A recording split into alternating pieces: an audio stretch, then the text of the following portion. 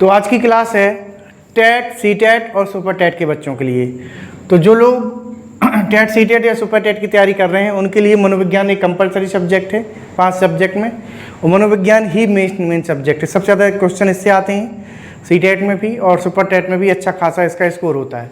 तो scoring subject है और इसमें हमने विकास को हमने कवर कर दिया है पहली क्लास में। विकास के बाद हमने विकास की अवस्थाएं पढ़ी थी, उसके बाद हमने शैशवावस्था पढ़ा। तो 4 से 5 क्लासें हो चुकी हैं। तो आज हम पढ़ने वाले हैं बाल्यावस्था, ठीक है। तो TET, C TET, super TET के लिए बाल्यावस्था पढ़ने वाले हैं। इसके पहले हम लोगों ने पढ़ा था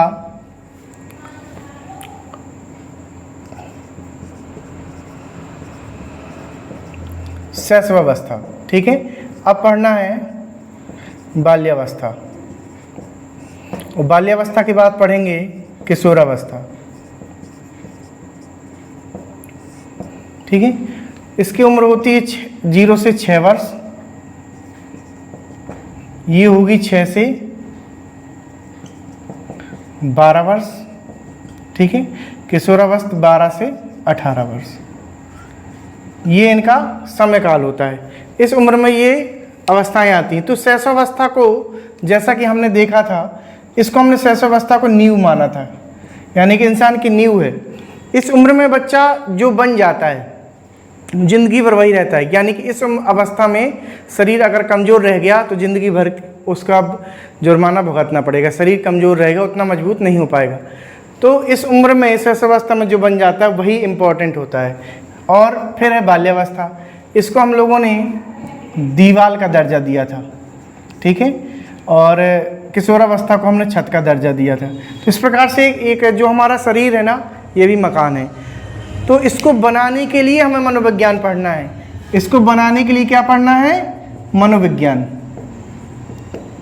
2 मकान होते हैं। एक वो मकान है जो ईंट पत्थर से बनाया जाता है, जो बनाया जाता है उसकी कीमत बहुत ज़्यादा होती है। एक ये मकान है। तो जो हमारा शरीर है ये भी तो मकान ही है, और इस मकान की कीमत उस मकान की कीमत से कहीं ज़्यादा है ना। ये बहुत कीमती होता है। अगर आपका मकान ख़राब हो जाए, बिगड़ जाए, तो आप मकान दूसरा बनवा सकते हो, है ना। मेहनत करोगे तो किसी न किसी तरीके से बन जाएगा। लेकिन अगर इस शरीर में कमी आ गई या ये शरीर बिगड़ गया, तो फिर वो वाला मकान अगर बेच भी दोगे तो पैसा काम नहीं आने वाला, है ना।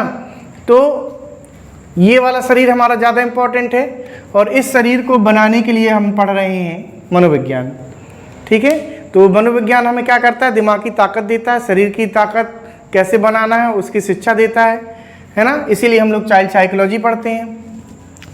तो बाल्यावस्था में समझेंगे, बाल्यावस्था का जो बच्चा होता है वो 6 से 12 वर्ष का होता है, और इस उम्र को क्या कहते हैं? अनोखा काल कहते हैं। ये अनोखा काल होता है। जो बच्चे होते हैं उनकी क्या एक्टिविटी होती है दिन भर में, कैसी वो शरारतें करते हैं, है ना। माता पिता से उनका व्यवहार कैसा होता है, माता पिता को उनके साथ कैसा व्यवहार करना चाहिए, या फिर शिक्षक को उनके साथ कैसा व्यवहार करना चाहिए। वो दिन भर में क्या एक्टिविटी करते हैं, क्या सोचते हैं, छोटे बच्चों की सोच क्या होती है, किस प्रकार से खेलते हैं, है ना, उनके दिमाग में क्या चलता रहता है। तो वही सारी चीज़ें हमें बाल्यावस्था में पढ़ना पड़ता है। तो बाल्यावस्था एक अनोखा काल है, और इसमें हम देखेंगे कि 3 से 6 वर्ष तक क्या होता है? ये पूर्व बाल्यावस्था होती है। क्या होती है? पूर्व बाल्यावस्था, ठीक है। 3 से 6 वर्ष तक। इसको भी देखो, ये जो बाल्यावस्था है इसको भी क्या किया इनने? 2 भागों में बांट दिया है। ये हमारा 6 से 12 वर्ष है, तो 3 से 6 वर्ष को पूर्व बाल्यावस्था में बांटा है, और 6 से 12 वर्ष तक उत्तर बाल्यावस्था को माना है, ठीक है। इसको भी 2 भागों में बांट दिया गया है। जो बाल्यावस्था हमने बताई थी 3 से 12 वर्ष तक, ठीक है, 6 से 12 वर्ष तक, इसको 2 भागों में बांट दिया गया है। तो इसमें क्या किया है? 3 से 6 वर्ष इसको पूर्व बाल्यावस्था कहा जाता है, और 6 से 12 वर्ष इसको उत्तर बाल्यावस्था कहा जाता है। तो ये जो हमारी पूर्व बाल्यावस्था है, तो अब आपको लग रहा होगा कि जब यहाँ 6 से शुरू है तो यहाँ 3 से क्यों शुरू है? तो पूर्व बाल्यावस्था 3 से 6 होती है, और ये इसलिए होती है क्योंकि ये जो पूर्व बाल्यावस्था होती है इसमें शैशवावस्था और बाल्यावस्था दोनों के गुण विद्यमान होते हैं। ये मिक्स होता है, इसीलिए इसको क्या कहा गया है? पूर्व बाल्यावस्था को 3 से 6 इसकी आयु मानी गई है, ठीक है। और ये जो उम्र होती है 3 से 6 वर्ष पूर्व बाल्यावस्था, इसको कहा जाता है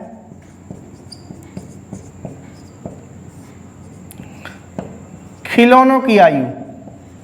ठीक है, ये कौन सी आयु है? खिलौनों की आयु है।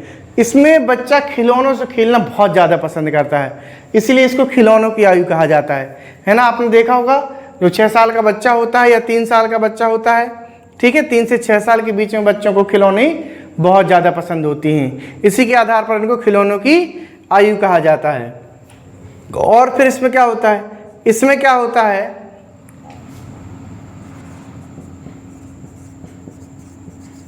शारीरिक और मानसिक विकास में स्थिरता आ जाती है। शारीरिक और मानसिक विकास में क्या आ जाती है? स्थिरता आ जाती है। और आप लोग नोट्स लेके जरूर बैठें, नोट करते जाएं, बहुत इंपॉर्टेंट क्लास है सभी के लिए, TET C TET super TET के लिए, है ना। तो नोट्स जरूर लें, लिखते रहें, जिससे आगे आपके नोट्स जो बनेंगे बिल्कुल लाइन से हम सारे नोट्स बनवा रहे हैं, तो जो नोट कर लोगे वो आपका भविष्य में हर बार काम आने वाला है। ठीक है, और आने वाले जो मतलब आपके लिए भी काम आएगा, और जो आपके बाद जो आपके दोस्त फ्रेंड्स जो लोग हैं उनके लिए भी नोट्स काम आने वाले हैं, तो इसको बनाते जाइए। तो इसमें क्या होता है, शारीरिक और मानसिक विकास में स्थिरता आती जाती है। कहते हैं कि शैशवावस्था में सबसे तीव्र विकास होता है, स्पीड बहुत तेज होती है। कोई बच्चा सीखता है तो बड़ी तेजी से सीखता है, लंबाई बढ़ेगी तो बड़ी तेजी से बढ़ती है। हमने पहली वाली क्लास में पढ़ा था, तो शैशवावस्था वाली क्लास हमने पढ़ी थी, उसमें हमने पढ़ा था कि बच्चा शैशवावस्था में बड़ी तेजी से स्पीड ग्रोथ करता है, लंबाई के मामले में हो, नॉलेज के मामले में हो, सीखने के मामले में हो, बड़ी स्पीड, उसकी स्पीड तेज होती है। और जैसे ही बाल्यावस्था में आता है तो शारीरिक और मानसिक विकास में क्या आ जाता है? स्थिरता। तो ये तो पूरी लाइफ चलेगा। जैसे जैसे आपकी उम्र बढ़ती जाएगी तो आपके सीखने में, आपकी शारीरिक विकास में क्या आती जाएगी? स्थिरता आती जाती है। ठीक है, तो अभी तो ये बाल्यावस्था है, शारीरिक विकास जो किशोर शैशवावस्था में हो रहा था बड़ी तेजी से, उसमें हल्का क्या होगा, थोड़ी सी स्पीड कम हो जाएगी, है ना, धीमे धीमे शरीर बढ़ेगा। और जो समझने की ताकत है, सीखने की ताकत है, उसमें भी थोड़ा स्लो हो जाएगा। यानी कि शारीरिक और मानसिक विकास में क्या होगी, हल्की सी स्पीड स्लो हो जाएगी। यानी कि गाड़ी जो 100 पे गाड़ी पहले चल रही थी वो कितने पे आ जाएगी? 80 पे आ जाएगी। थोड़ा ही कम होता है, ज़्यादा नहीं। लेकिन जैसे जैसे हम फिर किशोरावस्था में पहुँचेंगे, किशोरावस्था में पहुँचेंगे तो फिर हमारा और स्लो होगा। जैसे जैसे हम पहुँचते जाते हैं आगे, उम्र में हमारी बढ़ती जाती है, हमारी सीखने की क्षमता, हमारा शारीरिक विकास, सब कुछ कम होता जाता है। और एक एज ऐसी आती है वृद्धावस्था। वृद्धावस्था में ना तो हमारा शारीरिक विकास होता है ना मानसिक विकास होता है। उस समय शारीरिक विकास तो 25 वर्ष की उम्र में ही खत्म हो जाता है। मानसिक विकास जरूर जीवन भर चलता है, लेकिन वो भी वृद्धावस्था में क्या होता है? क्षीण होने लगता है, कमज़ोर होने लगता है। तो जैसे जैसे उम्र बढ़ती है तो हमारा मानसिक विकास और शारीरिक विकास में क्या आती जाती है? स्थिरता। जो स्पीड थी वो कम होती जाती है ना। तो यहाँ पे शारीरिक और मानसिक विकास में क्या आ जाता है? स्थिरता आ जाती है। फिर है इसकी बच्चों की जो आदत होती है वो क्या होती है बाल्यावस्था में? समूह में रहने की आदत होती है इनकी।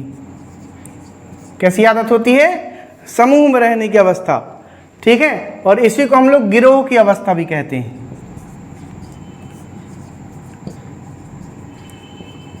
इसी को हम लोग क्या कहते हैं?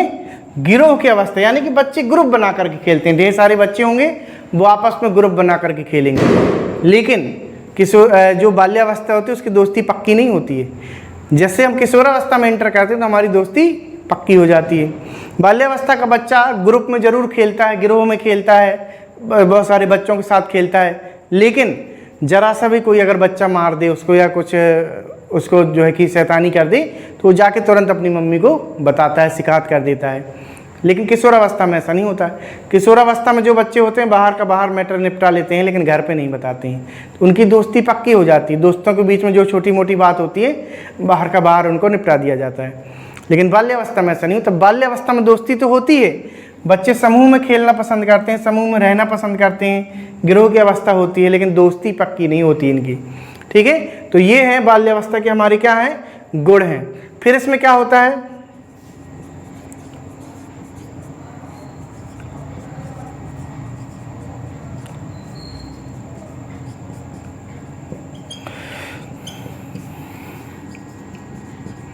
नैतिकता का विकास होने लगता है। और बाल्यावस्था का क्या गुण होता है? नैतिकता का विकास होने लगता है। शैशवावस्था जो इसकी पहले की उस अवस्था थी, उसमें हमने सीखा था कि बच्चा स्वार्थी होता है, उसको केवल अपने से मतलब होता है, बाकी दुनियादारी क्या हो रहा है इस संसार से उसको कोई लेना देना नहीं है।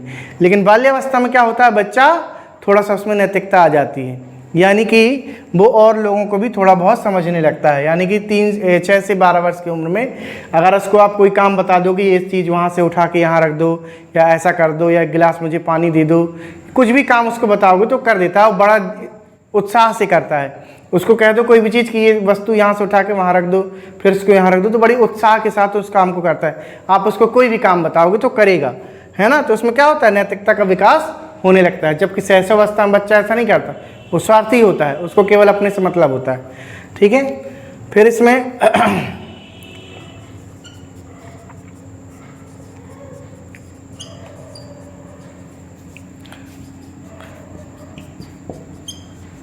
भाषा का विकास होने लगता है। क्या है?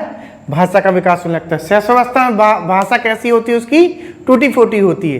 कुछ लोग उसकी भाषा समझ पाते हैं, कुछ नहीं समझ पाते, टूटी फूटी भाषा बोलता है।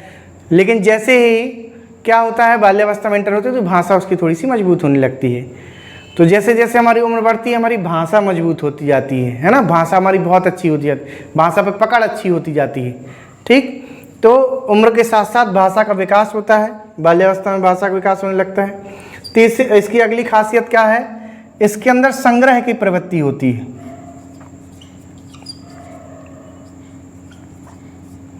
ठीक है, इसके अंदर क्या होता है, संग्रह की प्रवृत्ति होती है। ठीक है, संग्रह एक तरीके से देखा जाए, जो संग्रह नाम का शब्द है, तो संग्रह जीवन भर चलता है। हर इंसान की आदत होती है, वो उस वस्तुओं को इकट्ठा करता है, ढेर सारी चीज़ों को इकट्ठा कर लेता है और वहाँ पर क्या करेगा, अपना एक अस्तित्व जमाने की कोशिश करता है। और छोटा बच्चा होता है। अब यहाँ पर क्या हमने जो हेडिंग लिखी है, संग्रह की प्रवृत्ति, तो ये संग्रह की प्रवृत्ति तो जीवन भर पाई जाती है। इंसान कुछ ना कुछ इकट्ठा करता रहता है, मार्केट जाएगा, सामान लाएगा, फिर इकट्ठा करेगा, फिर मार्केट जाएगा, तो मार्केट से सामान खरीद के अपने घर में भरते रहते हैं। तो ये क्या होता है, संग्रह की प्रवृत्ति है। तो ये तो बड़ों की आदत है कि जो मार्केट से सामान खरीद के अपने घर में भरते रहते हैं, तो उससे ढेर सारा सामान इकट्ठा कर लेते हैं, है ना। ये भी संग्रह की प्रवृत्ति तो जीवन भर चलती है। तो फिर बाल्यावस्था में क्यों कहा गया कि संग्रह की प्रवृत्ति होती है? बाल्यावस्था में संग्रह की प्रवृत्ति की शुरुआत होती है। ठीक है, क्या होता है, शुरुआत होती है। पहले क्या होता है, शैशवावस्था में बच्चे को आप कोई खिलौना देते हो, थोड़ी देर बाद उस खिलौने को फेंक देगा वो। दूसरा दोगे तो फिर उस पहले वाले खिलौने को फेंक देगा। तीसरा खिलौना दोगे तो दूसरे वाले खिलौने को फेंक देगा। लेकिन बाल्यावस्था वाला बच्चा क्या करता है, वो सारे खिलौनों को अपने पास रखेगा। उसको एक खिलौना आप दोगे, फिर दूसरा खिलौना दोगे तो पहले वाले को फेंकेगा नहीं, अपने पास रख लेगा। और सभी खिलौनों को एक साथ रख करके क्या करेगा, उनको एकत्र कर लेगा, उनका संग्रह कर लेता है। इसलिए क्या होती है, बाल्यावस्था में संग्रह की प्रवृत्ति की शुरुआत हो जाती है। और इसमें क्या खास बात होती है बाल्यावस्था में,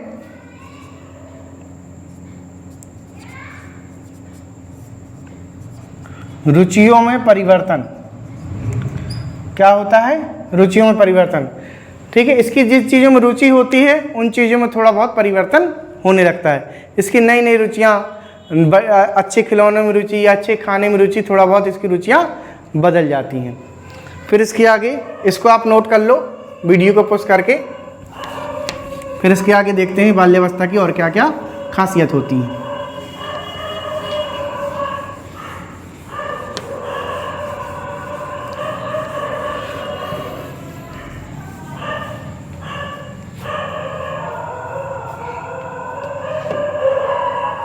फिर इसकी इंपॉर्टेंट खास बात है,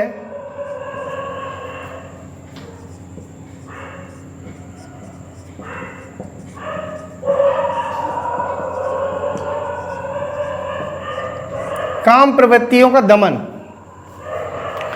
है ना। आप लोगों ने देखा होगा पहली क्लास में जो हमने पढ़ाई थी शैशवावस्था वाली, उसमें देखा होगा कि काम प्रवृत्तियों का क्या होता है, प्रबलता होती है शैशवावस्था में। शैशवावस्था में बच्चों के अंदर काम प्रवृत्ति बहुत ज़्यादा होती है। ठीक है, और उसके बाद क्या होता है, फिर आती है अपनी बाल्यावस्था। और बाल्यावस्था में क्या होता है, काम प्रवृत्तियों का दमन हो जाता है, यानी कि काम प्रवृत्ति कम हो जाती है। तो यहाँ पर देखिए कुछ चीज़ें बढ़ रही हैं, भाषा का विकास ज़्यादा हो रहा है, शारीरिक विकास स्थिरता आ रही है, मानसिक विकास में स्थिरता आ रही है। और यहाँ पर ये जो काम प्रवृत्ति है इसका भी दमन हो रहा है, काम प्रवृत्ति में भी स्थिरता आ रही है। बच्चों के अंदर शैशवावस्था में जो काम प्रवृत्ति थी उसमें क्या हो गई, स्थिरता आ गई है।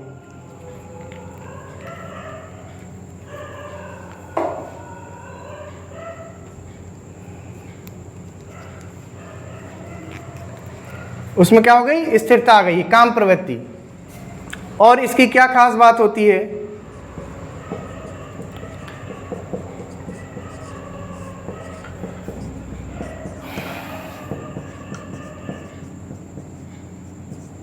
सामाजिक कार्यों में रुचि। जो बच्चा होता है वो क्या करता है, सामाजिक कार्यों में रुचि लेने लगता है ना। वो छोटे मोटे काम करेगा, ये समाज के प्रति जो भी घर में गेस्ट आते हैं उनके लिए चाय लेके जाना, उनसे नमस्ते करना, ये सारी चीज़ें एक्टिविटी क्या होती हैं उसके अंदर आने लगती हैं। यानी कि सामाजिक कार्यों में धीरे धीरे वो क्या करता है, रुचि लेने लगता है। ठीक है, सामाजिक कार्यों में रुचि लेना प्रारंभ कर देता है। और इसकी क्या खास बात होती है,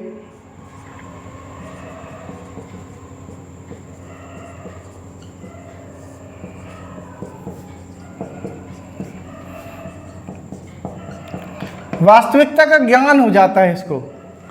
शैशवावस्था में क्या होता है, जिस गुड़िया के साथ ये खेलता है, जो गुड़िया आंखें बंद करती है खोलती है, तो इसको ये लगता है कि इसके अंदर भी जान है ना।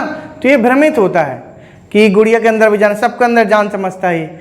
लेकिन जैसी बाल्यावस्था में आता है तो इसको वास्तविकता का ज्ञान हो जाता है कि कौन सी चीज़ निर्जीव है, कौन सी चीज़ सजीव है ना। और भी बहुत सारी चीज़ें हैं जिसके लिए उसको भ्रम होता है। उन सभी चीज़ों का क्या होता है, वास्तविकता का ज्ञान होना उसको शुरू हो जाता है। इस उम्र में वास्तविकता का ज्ञान उसको होना शुरू हो जाता है। और फिर इसके आगे डिपेंड करता है उसका वातावरण, उसका परिवार, उसका समाज, उसका दोस्त कि किस माहौल में वो रह रहा है।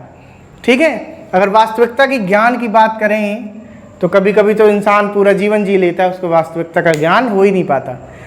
क्या वास्तविकता है, क्या सच्चाई है, पूरा जीवन जीने के बाद भी आदमी को पता नहीं चलता कि आखिरकार हम लोग जी क्यों रहे हैं, क्या जीवन का लक्ष्य है, कुछ पता नहीं है ना। लेकिन यहाँ पे क्या हमने लिखा, बाल्यावस्था में वास्तविकता का ज्ञान होना, यानी कि वास्तविकता का ज्ञान होना यहाँ पे शुरू हो जाता है। अगर आप वास्तविकता का ज्ञान यहाँ पर बढ़ाते चले गए, वास्तविकता के बारे में जानते गए, चीज़ों के बारे में नॉलेज लेते चले गए, तो आपका वास्तविकता से परिचय होता चला जाएगा और आखिरी समय तक आप वास्तविकता से परिचित हो जाओगे। लेकिन वास्तविकता का ज्ञान यहाँ होना शुरू हो गया, उसके बाद में हम लोगों ने वास्तविकता से रिश्ता तोड़ दिया, तो बाद में हम क्या होता, वास्तविकता से परिचित नहीं हो पाते। इसलिए वास्तविकता, जो बाल्यावस्था में वास्तविकता का ज्ञान होना शुरू हो जाए तो उसको जीवन भर फिर रोकना नहीं है, आगे बढ़ाते जाना है। फिर इसमें क्या इंपॉर्टेंट बात होती है,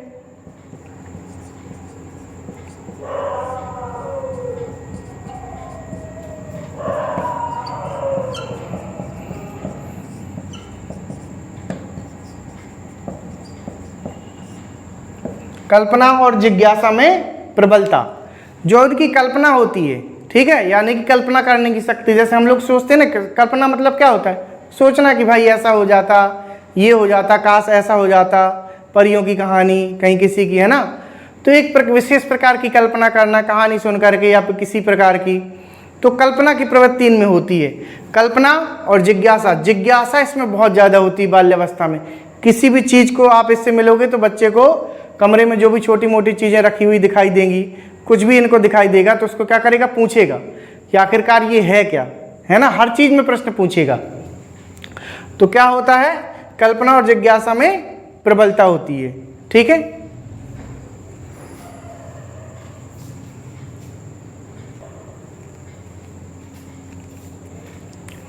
तो ये हो गई बच्चे बाल्यावस्था में बच्चों की विशेषताएं। अब हम पढ़ते हैं कि बच्चों को इस उम्र में यानी कि बाल्यावस्था में किस प्रकार की शिक्षा देना चाहिए, कैसी शिक्षा देना चाहिए, शिक्षा देने का प्रकार क्या होता है। ठीक है,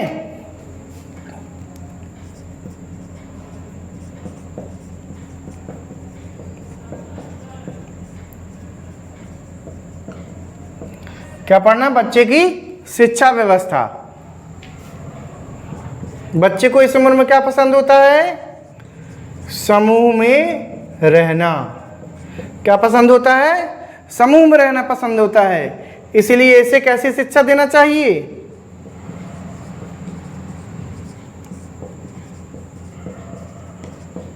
सामूहिक शिक्षण। किस प्रकार का शिक्षण देना चाहिए? सामूहिक शिक्षण। बच्चे को ग्रुप में खेलना पसंद होता है, समूह में रहना पसंद होता है, इसलिए इसको सामूहिक शिक्षण देना चाहिए। ठीक है। और सामूहिक शिक्षण में क्या क्या आता है? सामूहिक शिक्षण किसे कहते हैं? जैसे कि खेल, अंत्याक्षरी। ठीक है, अंत्याक्षरी हो गया, और वाद विवाद प्रश्नोत्तरी। ठीक, तो ये क्या होते हैं अपने? ये सब हमारे समूह वाले खेल होते हैं जो समूह में खेले जाते हैं। ठीक है, तो इसको बच्चे को क्या कहना चाहिए? समूह में रहना पसंद होता है, सामूहिक शिक्षण देना चाहिए। सामूहिक शिक्षण हमें खेल से प्राप्त होता है, अंत्याक्षरी से प्राप्त होता है, वाद विवाद प्रश्नोत्तरी से प्राप्त होता है। प्रोजेक्ट देना चाहिए, प्रोजेक्ट ग्रुप में। ठीक है, इससे भी सामूहिक शिक्षण होता है। तो ये सामूहिक शिक्षण की विधियां हैं, क्योंकि बच्चे को समूह में रहना अच्छा लगता है। ठीक है, और क्या इसकी इंपॉर्टेंट बात होती है? इसको कैसी शिक्षा देना चाहिए? इसको उचित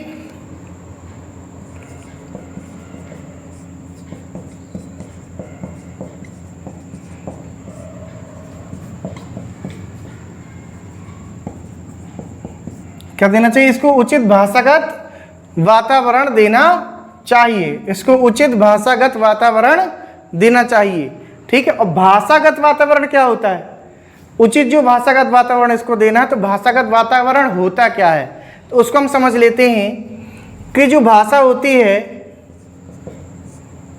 भाषा के 4 कौशल होते हैं। कितने कौशल होते हैं? 4 कौशल होते हैं।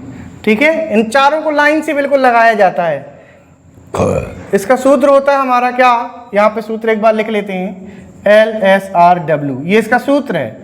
ठीक है, ये भाषा के 4 कौशल हैं, और LSRW। L से लिसन यानी कि सुनना, L से लिसन यानी कि सुनना। ठीक है, S से स्पीक यानी कि बोलना,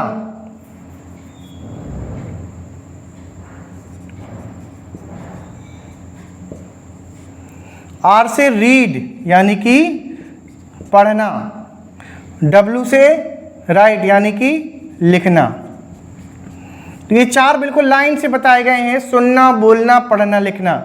ये पहले नंबर पे आएगा, 2 नंबर पे आएगा, 3 नंबर पे आएगा, और 4 नंबर पे आएगा। ठीक है, तो कभी कभी ये पेपर में डायरेक्ट पूछ लेता है, 4 ऑप्शन दे देगा, और ये कूट वाले क्वेश्चन में रख देगा, कह देगा कि इसको लाइन से लगाओ। तो इसका सही क्रम यही है, LSRW। आप याद कर लो, पहला, दूसरा, तीसरा, चौथा। जब बच्चा किसी चीज को सुनेगा तभी बोलेगा। अगर उसने कोई चीज सुनी ही नहीं होगी तो कहाँ से बोलेगा? जैसे किसी बच्चे ने राजा हरिश्चंद्र की कहानी सुनी होगी, तभी तो किसी दूसरे को राजा हरिश्चंद्र की कहानी सुना पाएगा। जब उसने खुद कभी राजा हरिश्चंद्र की कहानी नहीं सुनी तो दूसरे को क्या बताएगा?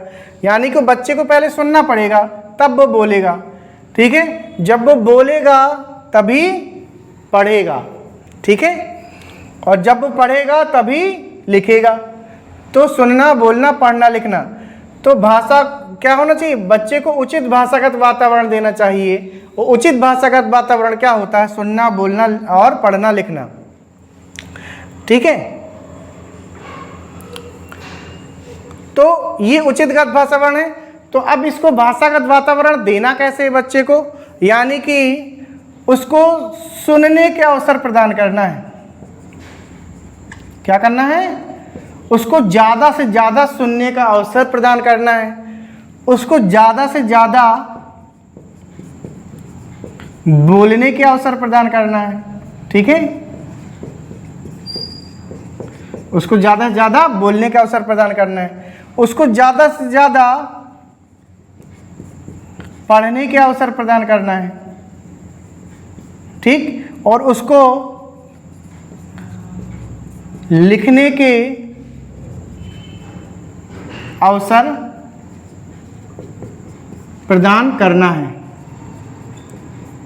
ठीक है, तो यानी कि भाषागत वातावरण के तहत, यानी भाषा का उसके अंदर जो विकास करना है बच्चे को, तो कैसे कर सकते हैं? उसको सुनने का अवसर दो, उसको बोलने का अवसर दो, उसको पढ़ने का अवसर दो, उसको लिखने का अवसर दो। तो ये चार अवसर हमें बच्चे को देने हैं। अब यहाँ पे क्या होता है कि अधिकतर जो 90% गार्जियंस हैं, है ना, 99% गार्जियन जो हैं वो क्या करते हैं, बच्चे को सुनने का तो अवसर पूरा देते हैं, बच्चे को सुनने का पूरा अवसर देते हैं, लेकिन बच्चे को बोलने का अवसर नहीं देते हैं। तो उसकी एक प्रतिभा दब गई, उसको ज़िंदगी भर कुछ ना कुछ सुनाते रहते हैं, लेकिन उसको बोलने का अवसर नहीं देते हैं। और फिर एक समय ऐसा आता है कि जब उसको बोलने की ज़रूरत होती तब भी वो नहीं बोल पाता है, और फिर बाद में सब लोग शिकायत करते हैं, सारे घर वाले, रिलेटिव, पेरेंट्स सब लोग शिकायत करते हैं कि कुछ बोलता ही नहीं है, शांत रहता है।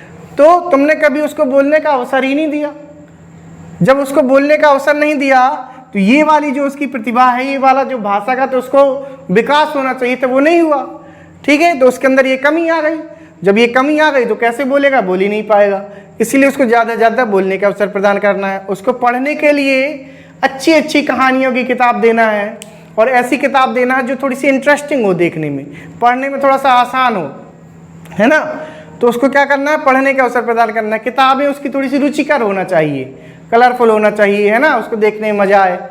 तो उसकी पढ़ने का अवसर देना है। पढ़ने का अवसर कैसे देंगे? किताबें अच्छी होना चाहिए, रुचिकर होना चाहिए। ठीक है, लिखने का अवसर देना है, उसको बोलो लिखने के लिए अच्छी अच्छी चीज़ें उसको देना चाहिए कि इसको लिखो। तो इस तरीके से हम भाषा का व्यवहार करते हैं, और उसको बोलने का अवसर जरूर देना चाहिए।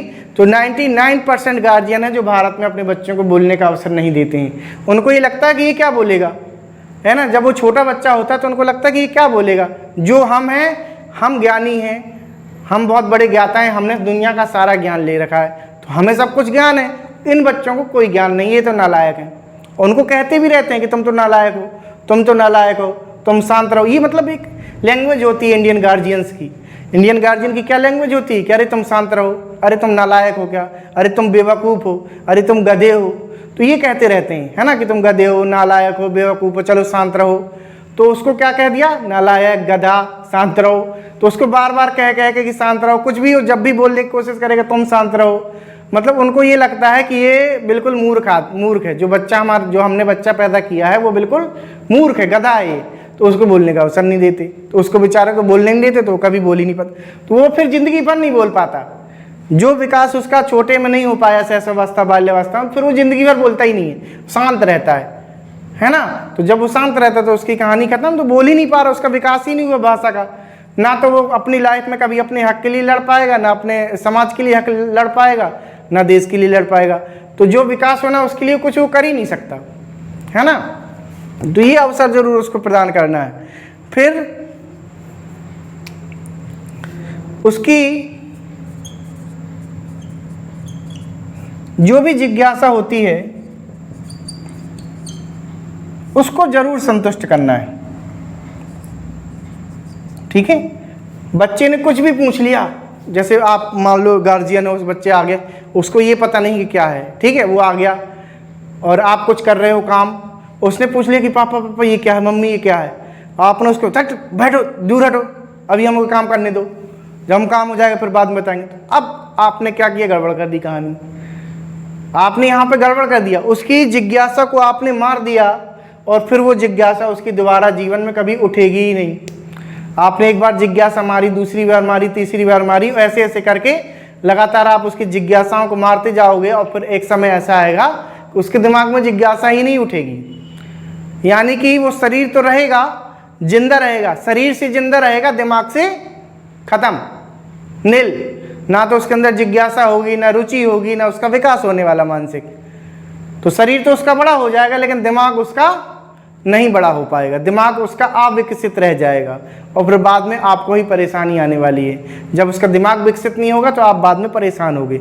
इसलिए जो भी उसकी जिज्ञासा, उसको शांत करो, उसको संतुष्टि दो। अगर वो पूछ रहा है क्या है तो उसको तुरंत बताओ कि ये मार्कर है और इससे ये काम होता है। ठीक है, तो ऐसा काम बिल्कुल भी नहीं करना कि उसकी जिज्ञासा को वहीं पे दबा दिया जाए। सो सभी गार्जियन से रिक्वेस्ट है कि बोलने का अवसर बच्चे को दें, है ना, उनको अच्छी चीज़ें सिखाएं, उनका मित्र बन के रहें, है ना, और उनको सहयोग करें उनके काम में, तभी आपका बच्चा एक आगे ग्रोथ करेगा, उसकी बुद्धि का विकास होगा, उसके शरीर का विकास होगा। ठीक है, तो आज की क्लास यहीं पे ख़त्म होती है। ये हमारा आज की क्लास बाल्यावस्था थी। अगली क्लास में पढ़ेंगे हम किशोरावस्था। ठीक है, तो टेट सीटेट और सुपर टेट करने वाले बच्चों को ये वीडियो ज़्यादा से ज़्यादा आप लोग शेयर कर दें जो आपके संपर्क में है ना। और चैनल को जिन बच्चों ने सब्सक्राइब नहीं किया तो सब्सक्राइब कर लें। किशोरावस्था की क्लास आपको जल्दी नोटिफिकेशन मिल जाएगा।